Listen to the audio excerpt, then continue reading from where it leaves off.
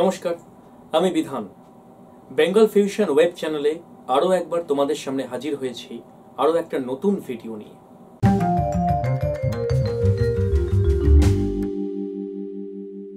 সেই নতুন ভিডিওর আজকের যা বিষয়বস্তু সেটায় মূল আলোচনায় ঢোকবার আগে যেটা জরুরি কথা রোজকার মতন, সেটা হচ্ছে যারা এখনো বেঙ্গল ফিউশন সাবস্ক্রাইব করোনি তারা বেঙ্গল ফিউশন সাবস্ক্রাইব করে নাও খুব শীঘ্রই, এক্ষুনি। আর কিভাবে এক্ষুনি বেঙ্গল ফিউশনের একজন সাবস্ক্রাইবার হয়ে উঠবে তুমি, সেটা বেঙ্গল ফিউশন ওয়েবের পর্দায় আমরাই দেখিয়ে দিচ্ছি তোমাকে।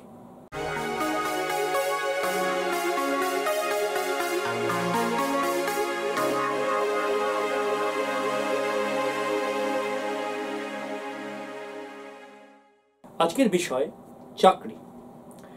চাকরি মানে কিভাবে চাকরি পাবো টাবো এই নয়, আজকের মূল বিষয় হচ্ছে চাকরি পেতে গিয়ে যে সমস্যাটা হয়, বা বিশেষ করে চাকরি পাবার নামে বেশ কিছু মানুষ, বিশেষ করে চাকরি দেবার নামে বেশ কিছু মানুষ যে ফাঁদ পেতে রাখে, সেই ফাঁদে পা দিয়ে যেভাবে হাজার হাজার তরুণ তরুণী, একটা গোটা প্রজন্মের বেশ কিছু অংশ শিকার হয়ে পড়ছে সেই চাকরির ফাঁদ, সেই ফ্রড চাকরি দেওয়ার ফাঁদ নিয়ে আজকে আমরা আলোচনা করব।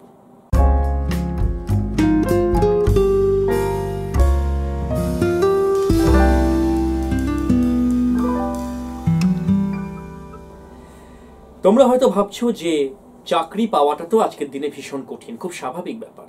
চাকরি এই তিনটে অক্ষরের একটা শব্দ যা আমাদের সকলের স্বপ্ন। আমরা সবাই ভাবি যে একটা ভালো চাকরি করব, কি তরুণ কি তরুণী, নারী পুরুষ সকলে, কারণ আমরা সকলেই চাই বর্তমানে নিজের পায়ে দাঁড়াতে। আমরা সকলেই চাই আর্থিকভাবে ভীষণ সেলফ ডিপেন্ডেন্ট হয়ে উঠতে, যাতে আমার একটা ছোটখাটো জিনিস কেনার জন্য কারোর কাছে হাত পাততে না হয়। আর এই ভাবনাটাকেই ক্যাশ করছে, পুঁজি করছে সেই সমস্ত ফ্রড মানুষেরা, যারা চাকরি দেবার নামে করছে প্রতারণা। হাজার হাজার লাখ লাখ টাকা নয় ছয় হচ্ছে সাধারণ মানুষের হাত থেকে।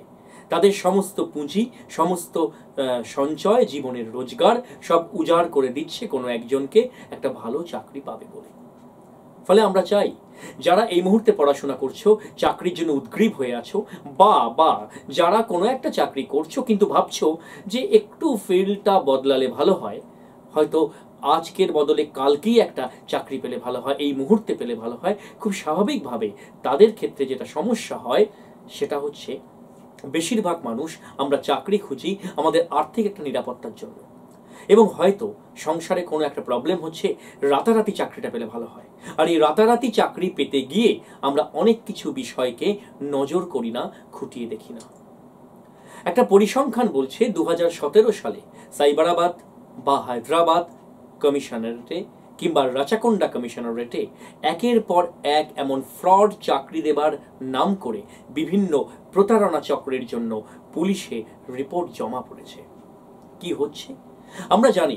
এই মুহূর্তে আমরা সবাই ভীষণভাবে টেকনোস্যাভি, আমরা ভীষণভাবে মোবাইল, ইমেল দুনিয়া, ইউটিউব ইত্যাদি সব ক্ষেত্রে আমরা কিন্তু ভেবে নিই যে এখানে আমাকে কোথাও একটা পোর্টালে আমার নামটা অ্যাড করে দিতে হবে।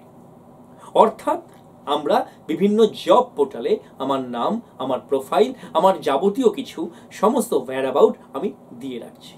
আর এই জাতীয় স্ক্যাম বা ফ্রড মানুষেরা সেখান থেকে খুঁজে বের করছে তোমাকে, বের করে একটা ফলস ফোন যাচ্ছে, সেই ফোনের মারফত জানতে চাইছে তোমার সম্পর্কে আরো বিস্তারিত কিছু, এবং তারা এত সুন্দরভাবে কথা বলছে, তাদের কথায় স্বাভাবিকভাবেই তুমি গলে যাচ্ছ, বা তুমি একটা স্বপ্ন দেখতে শুরু করে দিচ্ছ যে আমাকে কোনো একটা জায়গায় প্লেসমেন্ট দেবে।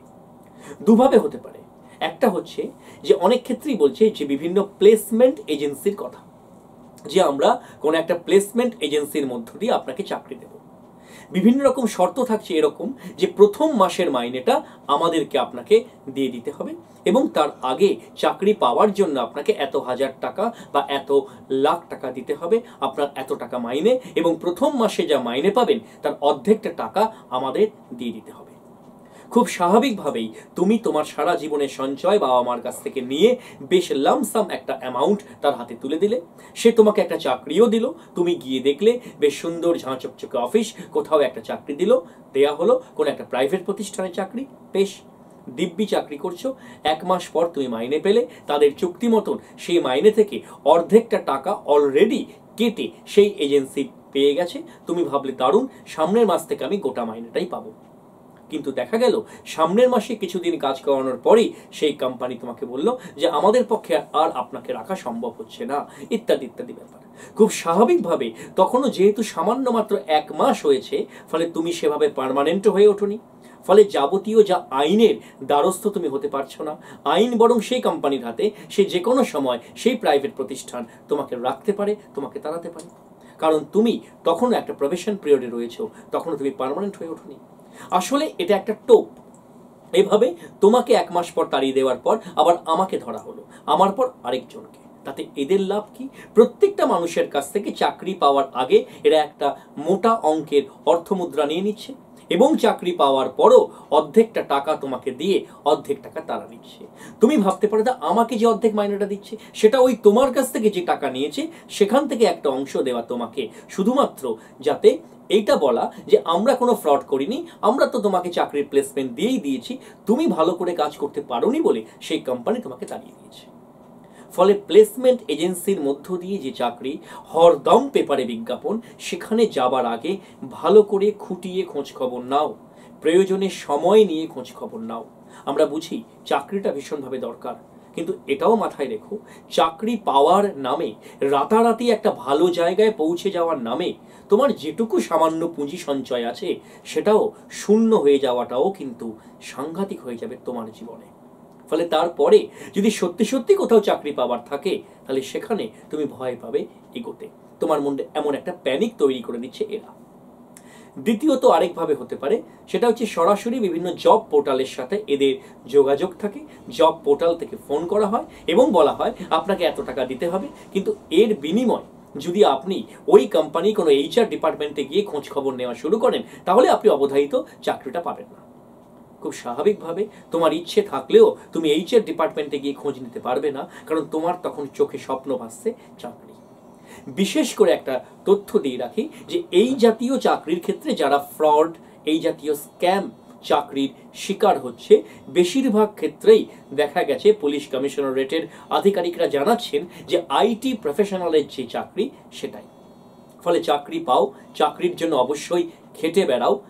সরকারি চাকরি, বেসরকারি চাকরি, সব ক্ষেত্রেই যেখানেই যাবে, যদি তোমাকে এমন দেখা যায় যে কোনো দুর্নীতির জায়গা নিতে হচ্ছে, আশ্রয় নিতে হচ্ছে, বা চাকরিটা সরাসরি ফ্রন্ট ডোর দিয়ে হচ্ছে না, কোথাও কাগজপত্রের একটা কারচুপি মনে হচ্ছে, তোমরা সবাই শিক্ষিত ছেলে মেয়ে, তাহলে অবশ্যই সেটা নিয়ে ইনভেস্টিগেট করো, প্রয়োজনে পুলিশের কাছে জানাও, প্রয়োজনে সাহায্য নাও আইনের, এবং ফাঁদে পা দেবার আগে 2বার 4বার 6বার খুঁটিয়ে তথ্যানুসন্ধান করে নাও।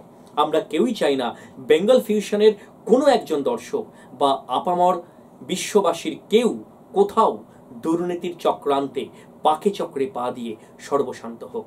তোমরা সবাই ভালো থেকো, সকলের চাকরি হোক, সকলের সুন্দর ভবিষ্যৎ জীবন কামনা করে আজকের মতন এই ভিডিও শেষ করছি। আর যাবার আগে আরও একবার বলে যাচ্ছি, লাইক, কমেন্ট, শেয়ার যেভাবে করছো করে যাও। তোমরা অনেককে মেল করে আমাদের জানিয়েছো যে বিভিন্ন চাকরির হদিশ বা সুলুক সন্ধান নিয়েও যদি জানানো যায়। আমাদের সেটা মাথায় আছে যে আগামী দিনে এমন অনেক চাকরির দরজা ওপেন হচ্ছে যেগুলো আমরা ভাবতেও পারি না। খুব অদ্ভুত অদ্ভুত অফবিট চাকরির জায়গা, কোথায় কোথায় উপার্জনের জায়গা হতে পারে, এই নিয়ে বেঙ্গল ফিউশন আগামী কোনো দিন নিশ্চয়ই বেশ কিছু পর্ব আমরা করব। আপাতত ভালো থেকো, সুরক্ষিত থেকো।